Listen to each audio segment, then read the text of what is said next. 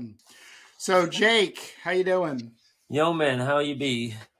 Good. I'm confused right now. Are we on a turbo teaser special episode, or is this a regular episode, but still talking about turbo teaser number one? Well, let not your heart be confused. We are on everything all at once. So yeah, you were saying maybe we number these differently and then just go back to our other numbering. Maybe it's just a subheading.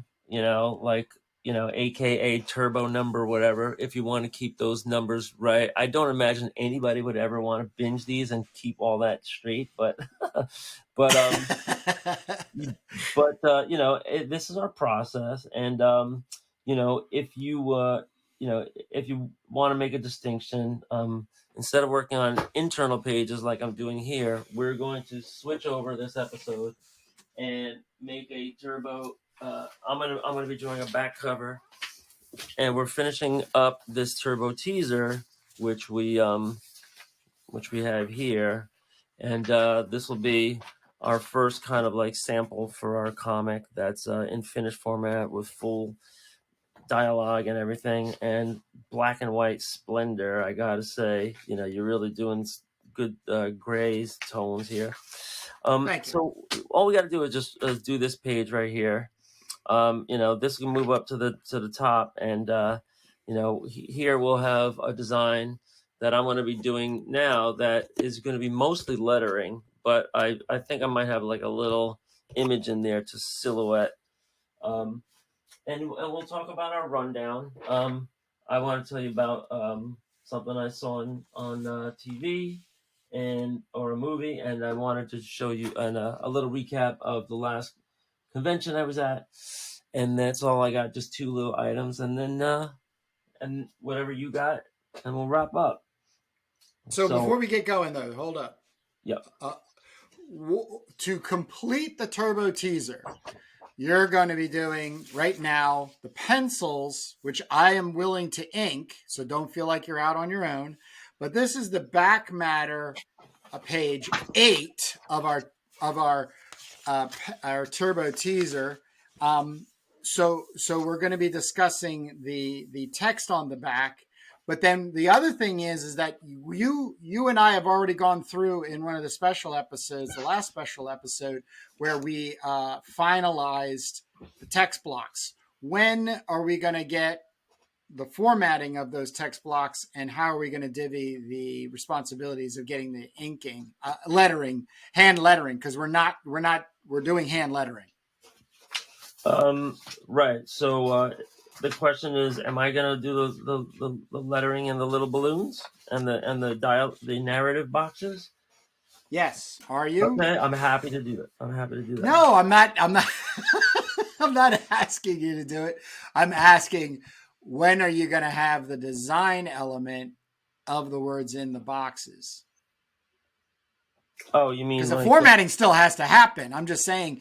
We had some issue or questions. It was an issue. It was just question on the formatting of the lettering, the amount of type that goes then into these already established blocks that, because the pages were all, and there's a few blocks that are missing. This panel right here has some text blocks. Right. Yeah. So we'll give the artwork for that. One thing I wanted to ask you about is, I don't think I've done a good job. Maybe this is a matter of the inker too, really. But I don't think I've done a good job in trying to figure out places that I could put text without a box. And if you can do that, like in dark spots and shadows, it's great. It's like knockout text, or it can be any combination of grays. With the text on background.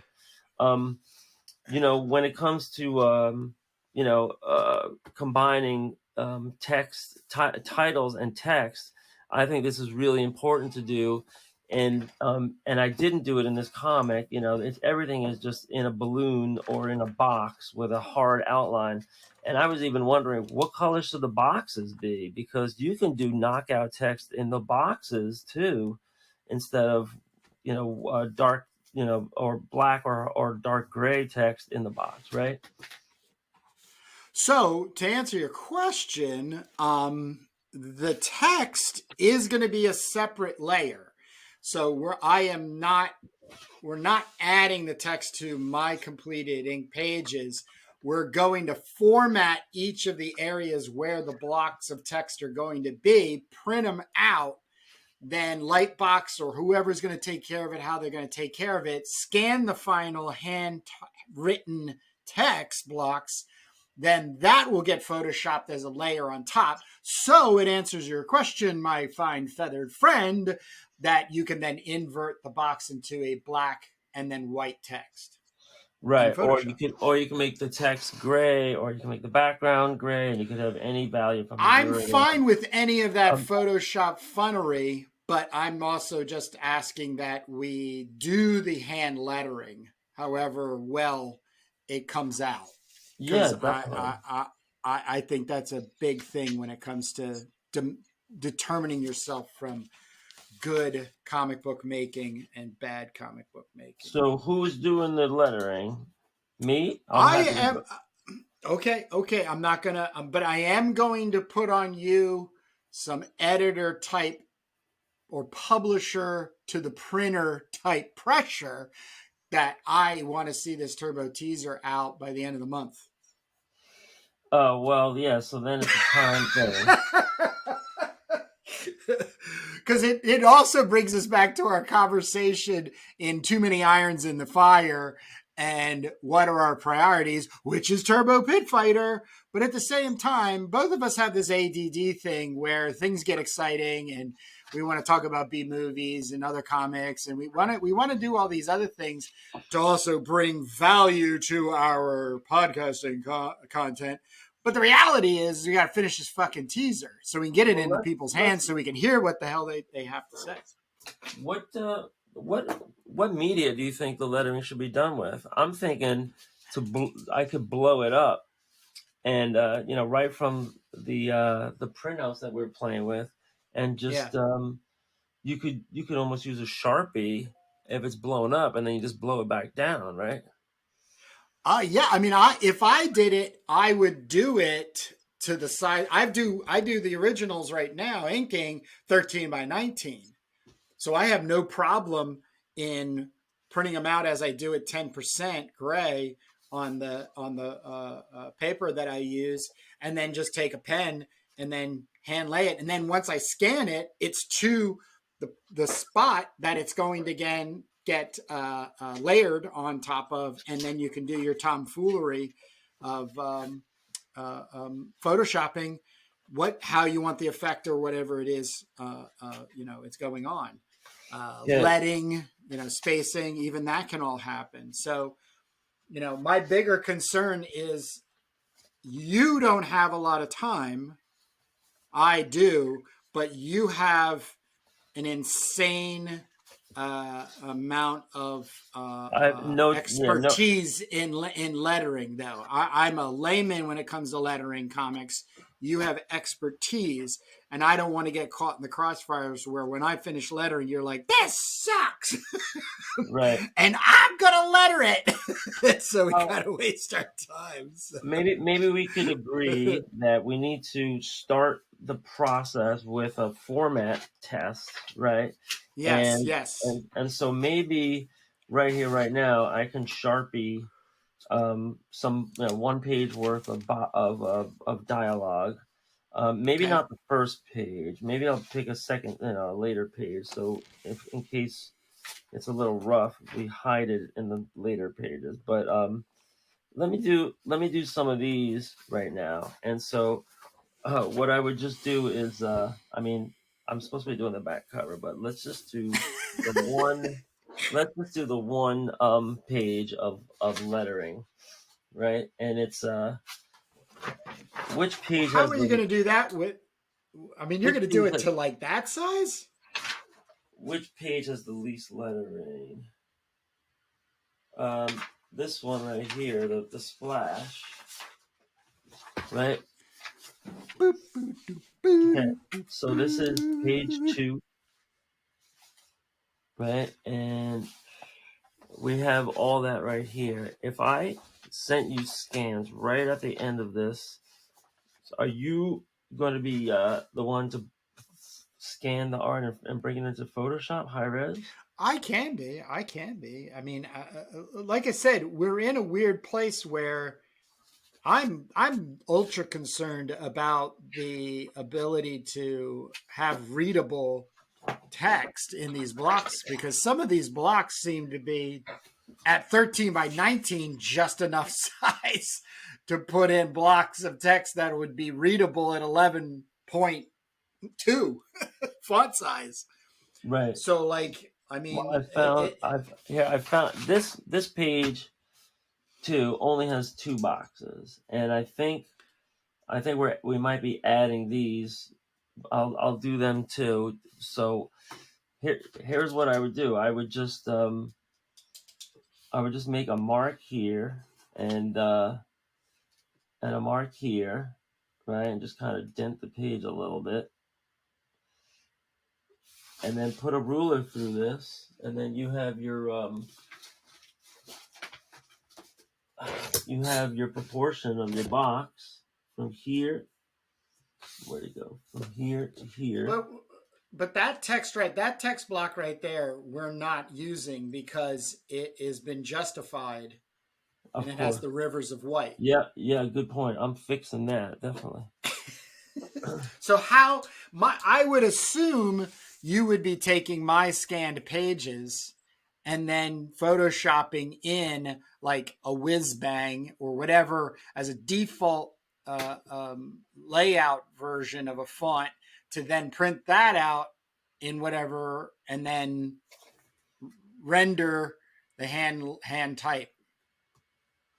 Yeah, I mean, after you're in Photoshop, you could do everything and anything, and the type. But Jake, don't we have to get the text blocks that we've agreed upon being in the comic, like resolved? Yeah, I think we did. You mean yeah, but it's not resolved. It's not resolved in the way of like,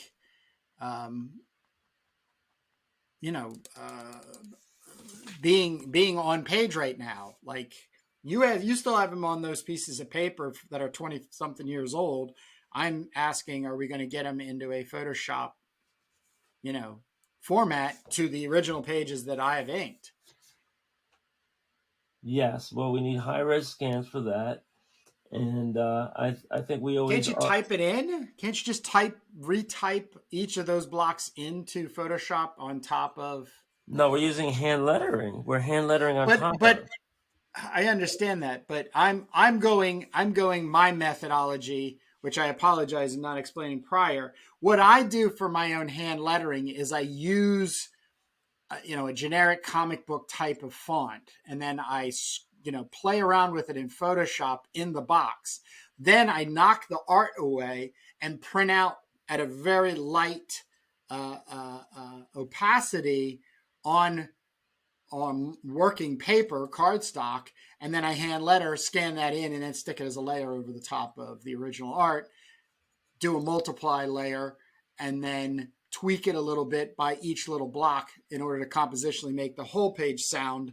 And then Bob's your uncle. We have a completed page. Go to print. You obviously have your own way of doing it, which you're now showing right at this moment, which is you're hand ruling and you're going to hand write in pencil. But I'm telling you right now, I don't think they fit in some of these blocks. Well, that's why I did the proportion here. You could also squeeze things once you're in Photoshop, but then it's better to do it all in the original. It's a lot less time. So I'm dividing this into 1, 2, 3, 4, 5, 6, 7, 8, 9, 10 lines. And this is going to be much better because I hate hyphens. So whenever you could avoid hyphens, I would always avoid hyphens, whatever you have to do. Yeah, so this has to just come down a little bit. And, some of this, if you're in the sign biz, is just eyeballing, but I'm gonna try this out, and I think if we get a good result, this is like a good and fast flow. So there's no typed font at all. It's just hand lettered, and I don't know. I don't know if Marvel and DC is doing that right now, but doesn't it seem they're not hand lettering anything? Right? Doesn't it seem distracting that the old hand letterers are gone, and it's like looking at a black and white movie, and seeing like, wow, they didn't have color back then, and so but this is like computer font. It's not the Deathlock effect. It's not cool anymore. Now it's like getting junk mail, and they're pretending like it's a handwritten font, but it's a computer font. It's just I hate it. I hate it. right. So here it's in another lightning quick jab to the mask of the mountainous brawler, and the "and" is really bold. So I would do and another lightning quick jab.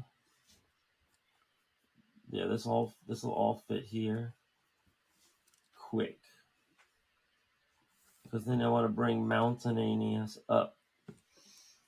And so maybe we change. This is where we change some of the words, like you were saying. Yep. And another lightning quick. So now I can go to this. Got to remember the "and" is bold. So now I'm trying to be real condensed. Lightning quick. So yeah, I wanted to show you real quick something that I picked up at the Comic-Con at the high school of art and design. This was $5, and I just did it because I figured I'd buy one thing from one kid, just for no good reason. And then as I was flipping through this, just for a second, I found this, which I couldn't believe. Look.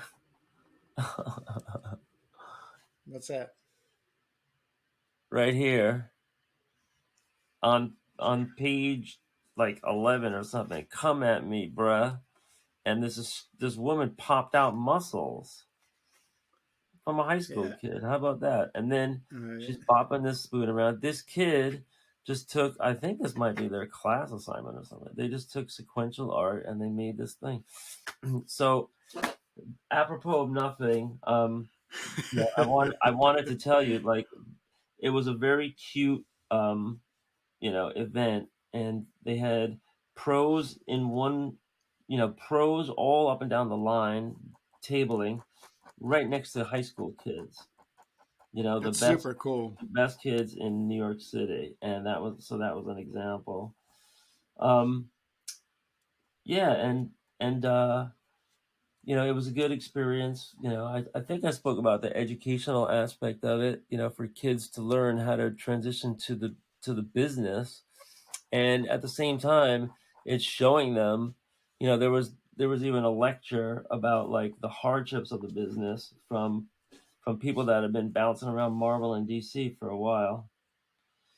But it's a great experience. I mean, they do say how much sacrifice it is, but I think kids wouldn't have it any other way than to work into the business.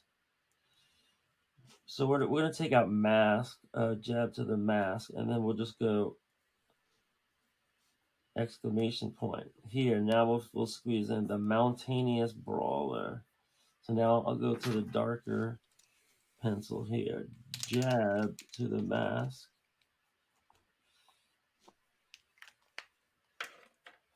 Save a little bit of space. So that was cool. I don't think I'm gonna be going to any cons. I bookmarked a whole bunch of my calendar. the Saratoga Con was last weekend, and there's one in Long Island, but I think we're just gonna wait till they have the teaser done. Yep. The Mountain mask jab landed to the mask. Do you want to say landed to the mask? So this could be said a lot better. Now in the age of Twitter, condensed writing. Who would have known? Everybody talks like they live inside a comic book. The mask of the, and then here, mountainous brawler.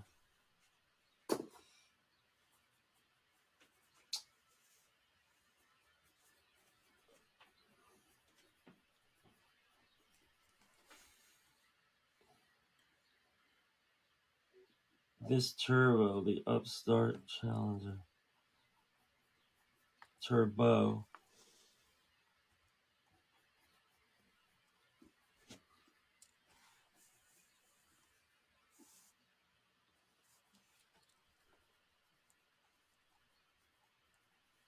Challenger of the, can I fit so-called?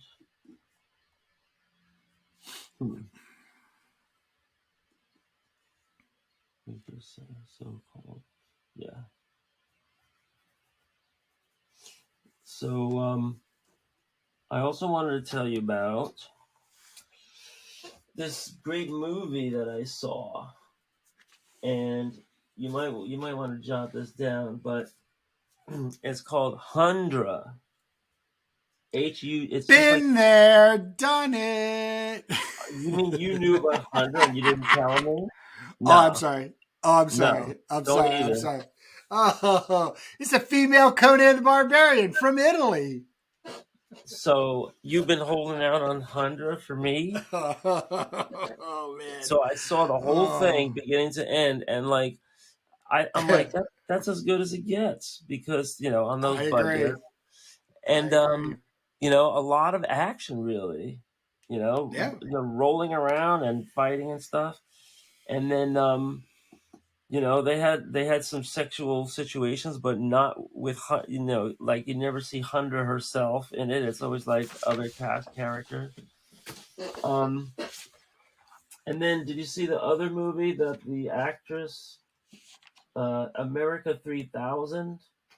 I got about halfway through that, but she was she was in another B movie called America 3000. Yeah, I might have had the same reaction. It was only I didn't make it all the way through. Right. So yeah, good stuff. It's like Hundra is totally viewable material. It's very good. I like that a lot. I only had the one thing about Conan the Barbarian by John Milius, starring Arnold Schwarzenegger, is the ending is just so thought-provoking and quiet. I mean, pretty much the only words ever spoken in the last 10 minutes of that movie is Thulsa Doom, pronouncing, his domain over all these followers and how he's going to bring them to the light and everything. And he turns around and there's Conan, and there's no discussion. It's just Conan hacking his head off and then throwing it all the way down there. And then he's contemplating it by the pool, and then the princess is not underneath the spell anymore, and it goes on. And so it's just an incredibly packaged one-off movie. I mean, the problem, like a lot of the exploitative clones of Conan movies, and Hundra, I think, fell in the same one, is that the endings seem to be too loud and open, where I think it could have done a lot better in being a little more closed off and quiet. If it was following what Milius did with Conan.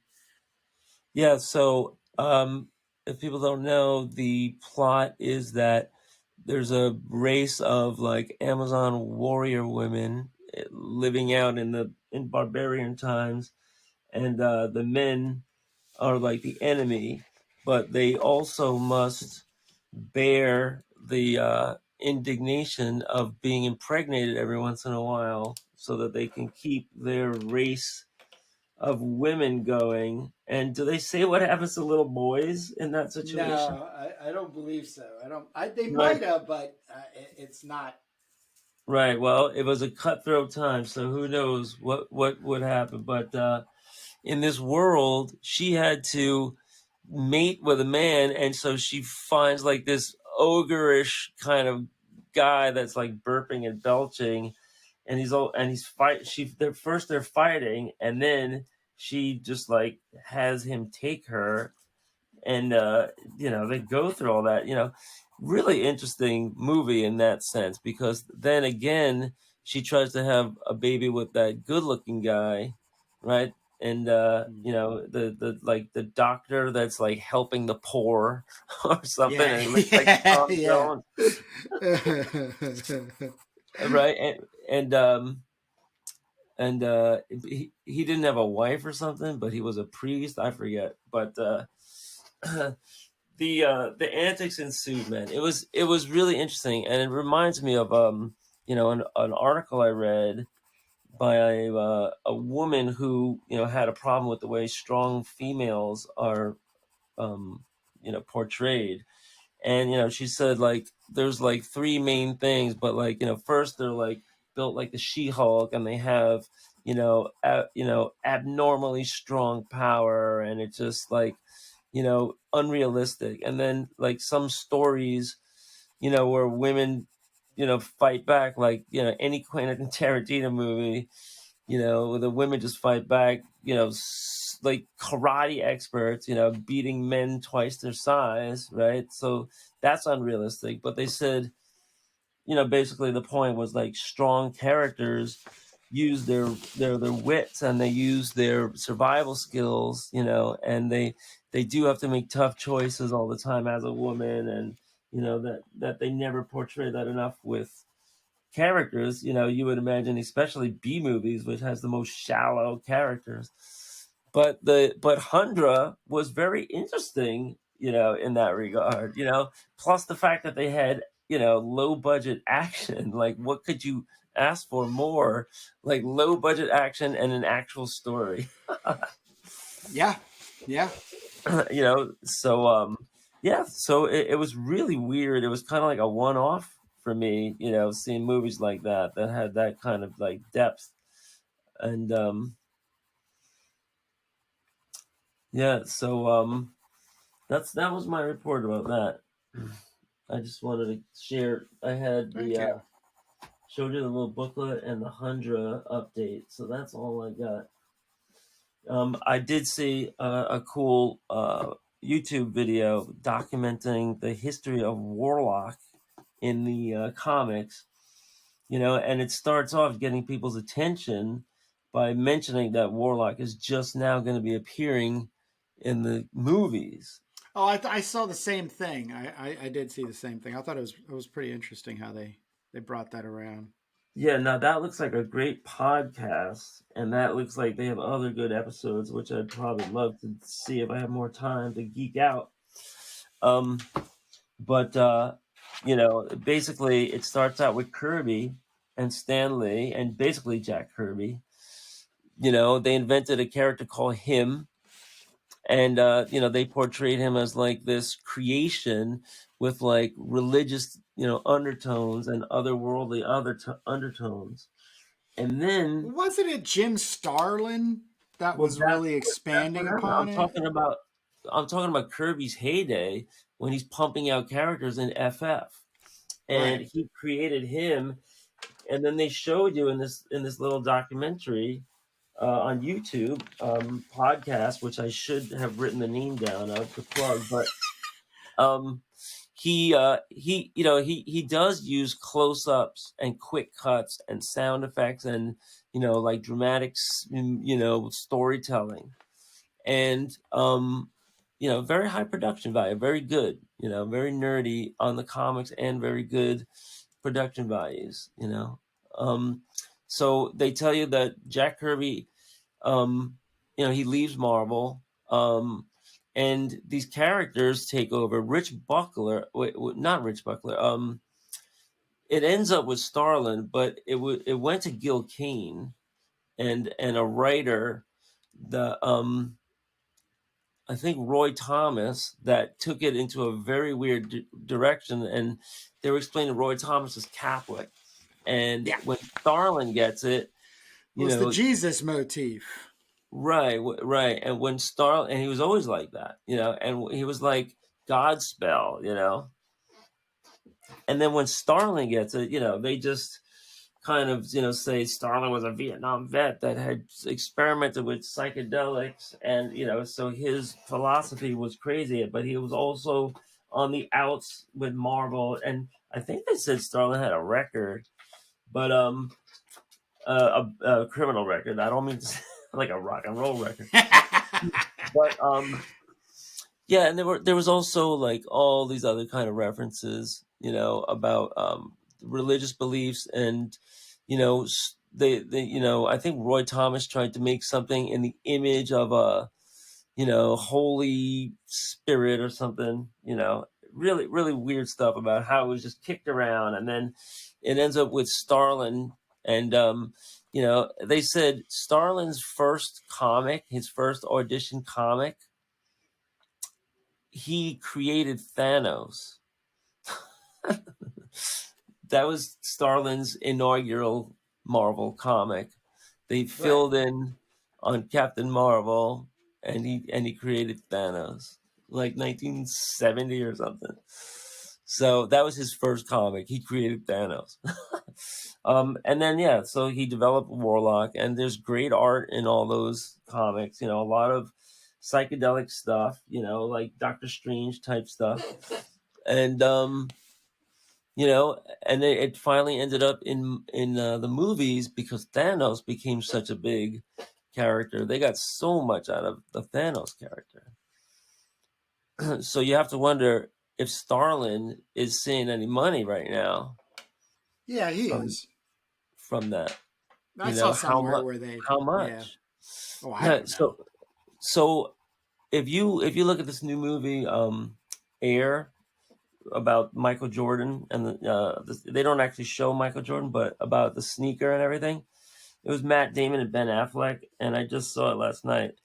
Did you know that because Michael Jordan's mom insisted that he get a residual from every sneaker sold with his name on it, and that changed the practice of doing that for the first time, in the NBA, and Nike, Converse, and Adidas were all fighting for these big contracts, but they only paid Michael Jordan $250K to get him to endorse Nike, and they were talking about how they sweetened the deal, and it was all the idea of the mother, who said, "Get a residual for every sneaker sold." So, can I just share with you the graphic at the end, which I waited the whole movie to read? Is how much money does Michael Jordan make right now just from residuals after not playing basketball for 20 years? Do I have your permission to say it out loud? Why do you need my position? Because it's a spoiler for the end of the Air movie. Michael Jordan is making $400 million a year because his name is on every Jordan sneaker, and it is by far the most popular sneaker in the history of athletic sports and equipment and everything. And so the movie, which I recommend, is 1984. Matt Damon and Ben Affleck is the CEO of Nike, and they go after Jordan. So it's a great movie.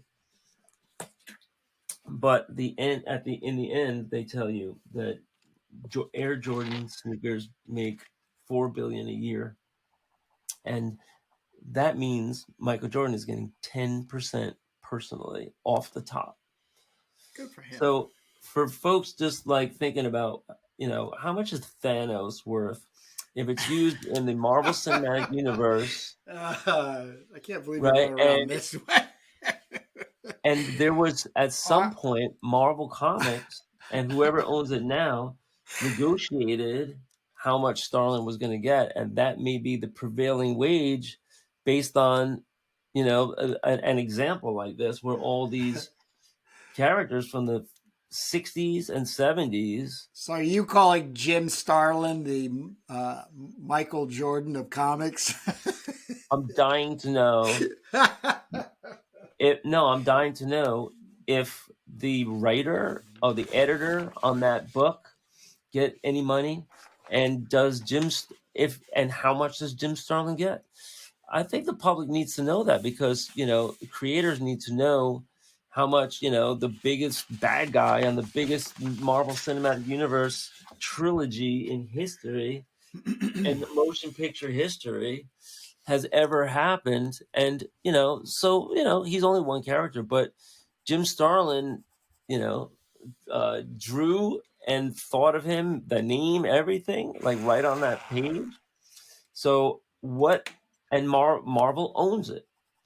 So what kickback does he get for having created it in 2023? If you know, please make a comment below or contact us.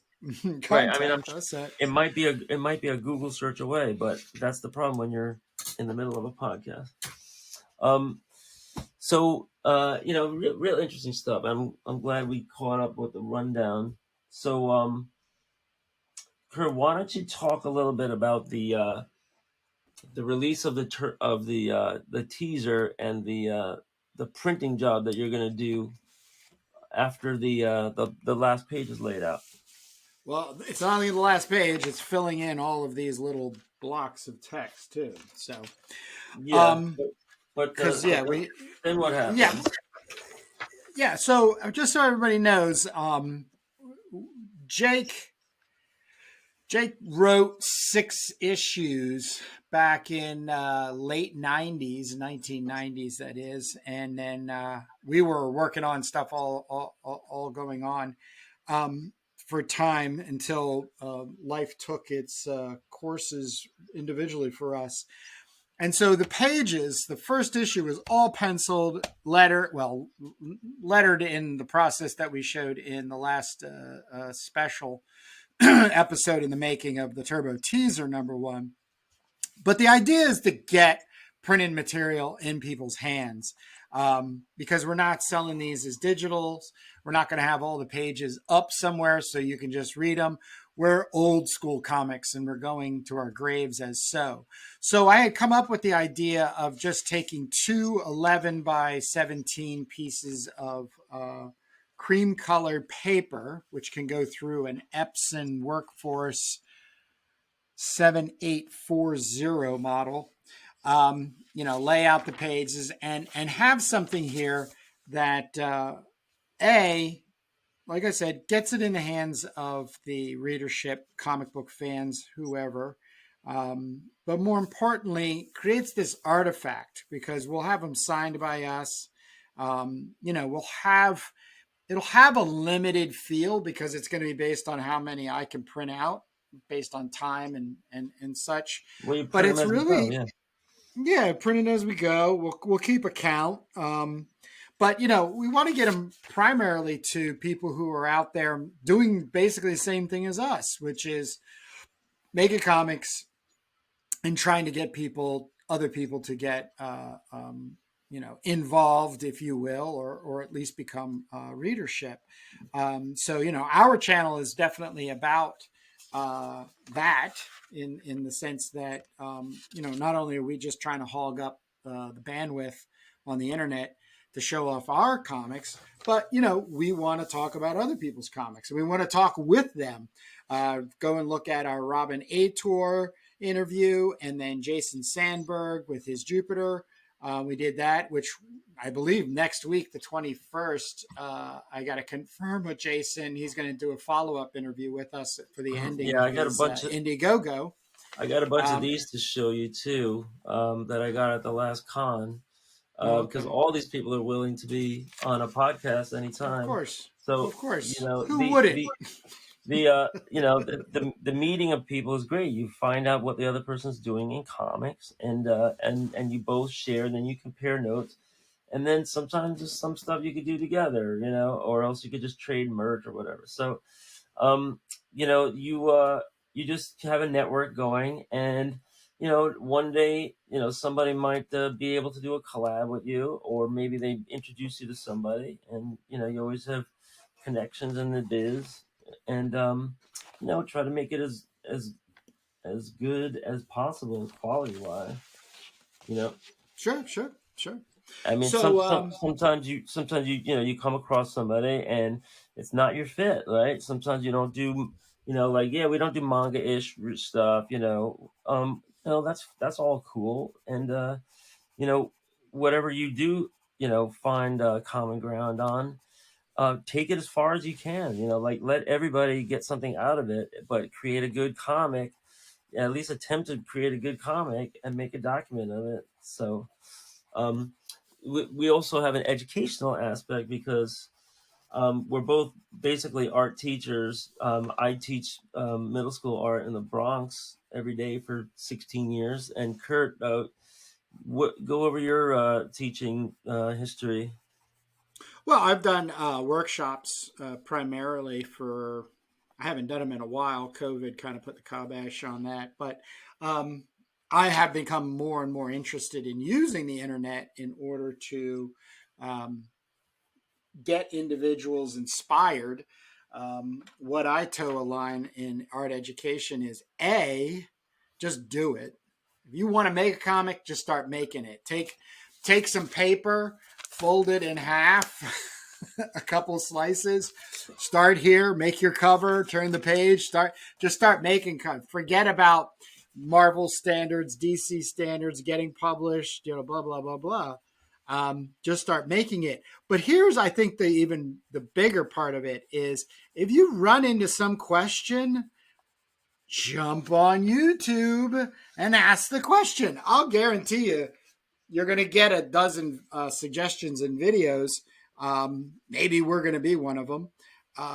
But you're going to have the ability to listen to somebody else who's further along than you are, not better than. Don't look at it that way. They might not even be doing the same type of comic, but the process still comes down to the same. So yes, you gotta just get out there and do it. So the workshops I've worked have been locally down at DCAD, Delaware College of Art and Design, and some other. But you didn't you also do something with classes of artists that were learning fantasy stuff, or am I going back too far? Fantasy, what? Yeah, weren't you doing sword and sorcery, and then you're also the scratchboard guy too, right? Oh yeah, I mean that's just my those are just some of the things I do as an artist. But I have done workshops around not scratchboard but fantasy art making. Yeah, so we always talk technique and media. Some of the tech stuff isn't that good at the level that we're day job guys, and we're definitely improving our presentation. And for me, I'm just trying to draw in the middle of the screen without remembering, right? Because I'm turning my page all around all the time. Kurt always has to remind me, Jake, center your artwork. So yeah, we're definitely learning. I think right now, podcasting is essentially the most important thing you can do as an artist. Whether you're doing your own podcast is one level, but offering yourself. Jason Sandberg had a awesome perspective about being on other people's podcasts. It's going to date him and us, but he's basically towing the line as a Don Rickles type. Don Rickles was a comedian, actor, 50s through the 80s, 90s. Actually, I saw him on a podcast 2 weeks before he died. 2 weeks before he died. But he would be the guy the Tonight Show would call if a guest fell out, and he'd be there in 15 minutes and doing his shtick and just making people roar and laugh, and adding to what's going on there. Yeah, I think Don Rickles was a big Vegas guy, and I think. Oh yeah, he had his own. Yeah, if you remember his shtick, like he would really just insult people in the audience, and then Oh gosh, it was all good natured. I kid because I care. God bless you too, because I have done nights 3 to 4 hours straight just watching all of that. He was definitely a Friars Club roaster, and he was on all of those comedian specials, you know. And sometimes he would do Hollywood Squares and stuff like that. But but the idea is that, you know, we're not trying to teach anything. I feel, my perspective, I feel more importantly resolved to contributing to the creative process as a whole. Comic books is just one part of it. I just think things are getting so blown apart, if you will, in a positive way. And what it really comes down to with technology, AI being a part of it, is your creative skills. You have it within you. We all do. It's just, what do you do and how do you go about doing it? And like, as I just stated, I believe being on a podcast, whether you're hosting it or just contributing to it, is equally of value in making art. So that's my PSA for the day. TED Talk. So yeah, good stuff, man. So yeah, we're coming up. We just passed our 45-minute mark. How are you doing there, Jake, in closing? Do you have... Yeah, I just want to plug the episode that we just taped before this episode, and that was going a little more in depth about a position that we're looking for, a penciler, and that's our whole other exploitation line, which we're calling B-movie She-Devils. And we have some great, funny, kind of campy material that we're looking for an artist, and that episode explains all about the position and the proposed format, you know, working situation and output and everything. So check out that one. That's going to be released in a future date, but keep your eye out for it. And that's it, man. See you next Sunday. Yep. All right. Yeah, definitely. All right. See ya.